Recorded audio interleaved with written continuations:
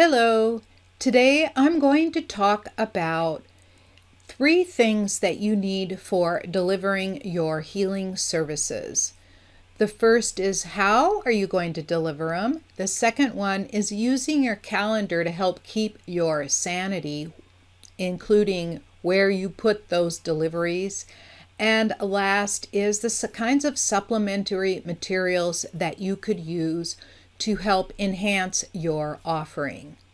I have interviewed hundreds of healers, and as a group, these loving, generous, and kind individuals want to improve the welfare of our planet, affecting millions, if not billions, of lives. Amongst the frustrations these amazing healers express during our conversations are the ability to attract stable income to sustain themselves, the loss of their life force energy when working with others, and even the lack of confidence or the fear of failing because of the responsibility of the well-being of others. I've had these very same frustrations myself during my 30-year healing history. When the calling to heal got so strong, I had to retire from my 40-year physics career. I needed to replace my 6-figure salary fast. Standard sales and business techniques didn't always work for me as a highly sensitive introvert. Through trial and error and studying with many coaches, I developed a 4-step system that replaced my salary within 5 months. I've helped others develop their successful healing businesses, and I can help you too. I'm Dr. Anastasia Chopelas. Listen in to discover more. So, welcome back. So as I mentioned, today I'm going to talk to you about how you could deliver your services. So depending on the kinds of services you're offering, for example, if you are a massage therapist, obviously you have to have in-person appointments and that you have to have a place to bring them in. Any kind of physical like acupuncture, acupressure, massage, those kinds of things, you obviously need a physical place to go to, so it needs to be in person. But all other services pretty much can be delivered remotely.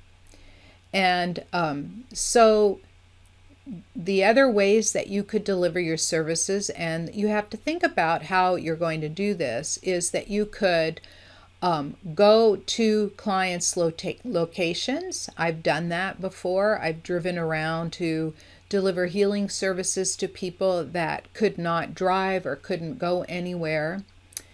And the other is that sometimes I would go meet them in a neutral location, not in my home, or have them come to my home. Right? So those were old choices. And now today, with the kinds of COVID restrictions that we have, I now do everything remotely. So it's either by phone or it's by Skype or now Zoom. Zoom to me has been a better option than Skype. And the nice thing about Zoom is it's really easy to record either the audio or the video, and also records the chat. And it's easy to download to your computer. I know Skype does the same thing, but I haven't had as much luck with it as I've had with this. And then with phoning, you do not have the option of recording unless you go onto one of those free conference call lines. And the trouble that I have with that, so this is what you need to think about, is that sometimes the client will forget, even if you send them a reminder message, which I will do for the people that tend to forget, to send them a reminder message. But usually I like to do the calling rather than depending on waiting for them to call. I do the calling, and sometimes I do surprise them, but usually I'll remind them, and if I don't reach them, I leave a message, right? And then some people can do their services remotely, right? I call it a remote healing. And in the remote healing, I send a message early in the day, and I say, today is the day we're going to do remote healing. And I tell them, this is what I had planned for you. And is there anything else you want me to pay attention to? and they'll either respond yes or no. And at the end of the remote healing, I send them a full report of exactly what I did. So this is a possibility for you. I've had a healer that was one of my clients learning how to heal from me, and that's exactly how she did it. She would send a message, do the remote, and then send the report. And she said that getting on the phone, she was so highly sensitive that getting on the phone with them drained her energy too quickly. Even though I showed her how to stop that, she just was too highly sensitive and had to isolate herself. And then the last possibility, which requires a lot more work, is to create a group healing session or a group teaching session. And you could do this offline. In the old days, like I would have people come to a location and I would do a group session. But now if I'm doing a group session, it's all done online via Zoom. It's a paid Zoom, so I could go for more than 40 minutes, right? That's a 40-minute restriction when you have more than one person on the line, right? So and fortunately, it's not that much. It's like about $15 a month. And there are other ways that you can do this too that don't cost as much, but they're a little less technologically friendly, let's say. So those are the ways that you can deliver those services. So now let me get to the point about the calendar, right? And I used to, when I would go around to networking and start making appointments, I would just fit them in anywhere on my calendar. And then a coach told me, I only book times between this and this on these days a week because it saves my sanity, because I have my mornings scheduled for the things that I needed to get done. And so I don't start taking calls until 1 p.m. and I quit at 4. And she does it 4 days a week. So I now have scheduled my calendar to be Monday, Tuesday, and Wednesday for doing classes and client calls.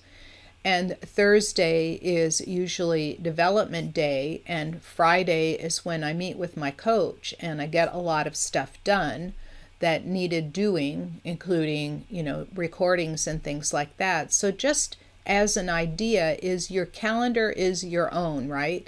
So you should set up a calendar that works for you. It's super important. Schedule your time first, what time you need to do your morning energy routines, in other words, your morning rituals. And if you do them in the evening, then block out time during that time, right? And also schedule your vacations and your time off first, and then put everything else in. And when you can set up a free one with Calendly, and you can block the times within the calendar or connect it to your Google Calendar.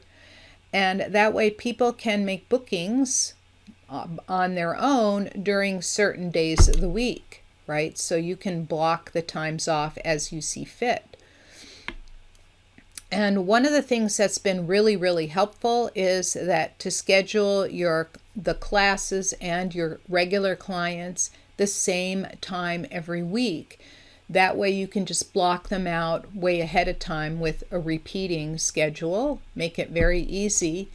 And that way they know when they are. And like Google, for example, will allow you to set it up for the second Monday of every month that particular person is coming in.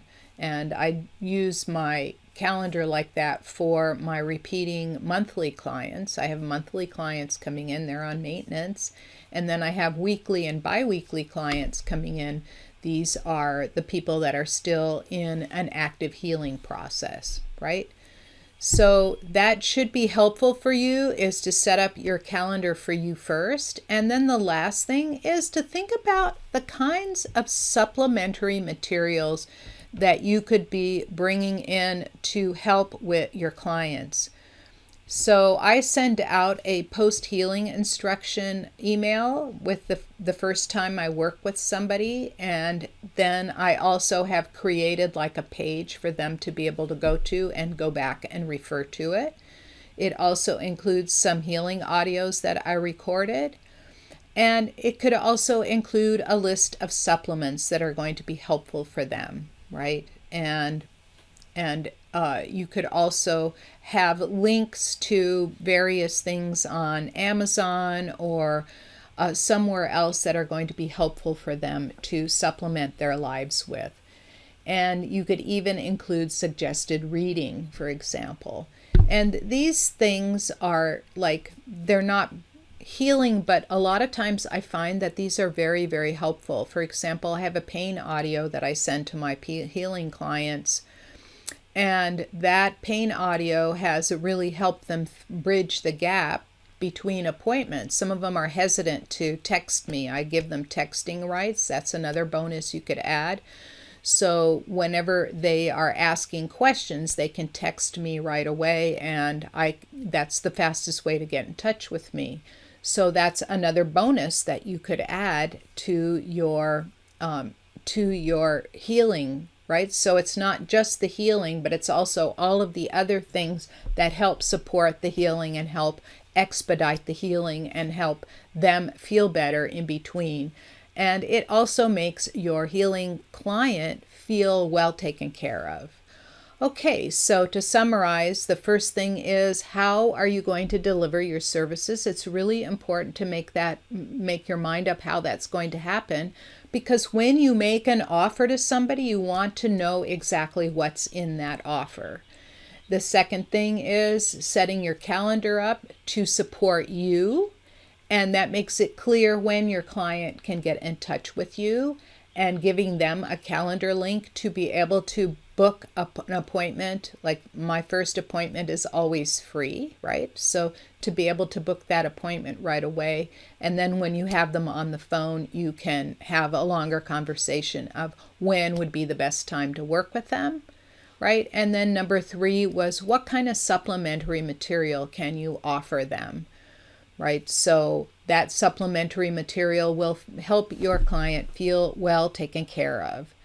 So that's all I have for today. I look forward to seeing you in the next video.